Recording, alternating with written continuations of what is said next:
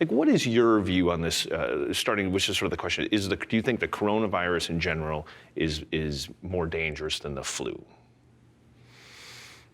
Well, the coronavirus is more dangerous than the flu because we know a lot less about it. We'll see, I guess, if it's ultimately more dangerous, but it certainly has been more persistent. The part of the issue, though, where I think the president was right early on, because of how little we knew, he helped shut down large parts of the economy. But couldn't he have done more early on? Like that Woodward book, where he has on tape where the president's saying, you breathe the air, and that's how it's passed. It's also more deadly than even your strenuous flu. He knows this early on. Then he goes on for, like, since then to basically downplay it, basically not telling people to wear a mask when he knew that you needed to be wearing a mask, and not to take the threat more seriously. Do you think that he made a mistake?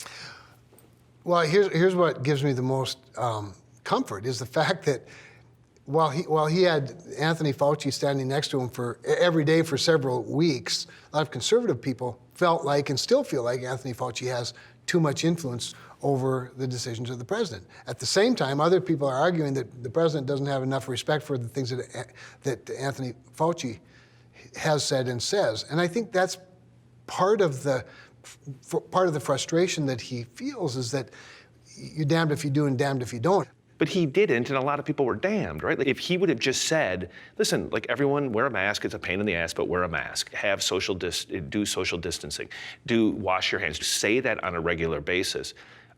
There would be people probably that would be alive today that aren't. Shouldn't he have done that? Isn't that where this idea of like belching out every idea that you have can become really dangerous?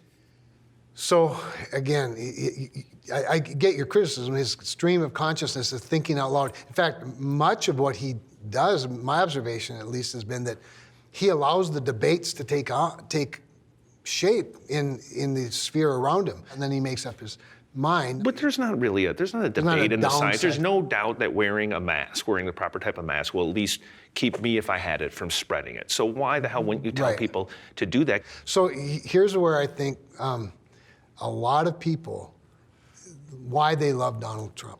A lot of people that I serve especially like Donald Trump, because he does put freedom ahead of all the other blessings. Now, you might argue, yes, but we're talking about human life here. But part of the freedom that he supports so strongly is our states' rights, federalism. Right. Now, you may not like how he talks about it, but he does talk about individual freedoms and local control of things in a meaningful way that frankly, draws a lot of the support. If you're not wearing a mask because Trump doesn't wear a mask, he ripped it off even when he had the disease. How cool is that? Well, not that cool if you have the disease and you're spreading it, right? The president made it pretty clear. It's patriotic to wear a mask. I mean, I think he even said those exact words or something to that effect. Talk to anybody around him, like the culture around him is like, you are a wimp if you wear a mask. And that's why no one in that White House did. It's why people call us to this day complaining that I might be getting the damn COVID because I'm gonna look like a wimp internally because it's now a signal of strength that I don't wear a mask. That is on him. I don't know. I know there are a lot of people that if he created a mask mandate, wouldn't have worn a mask.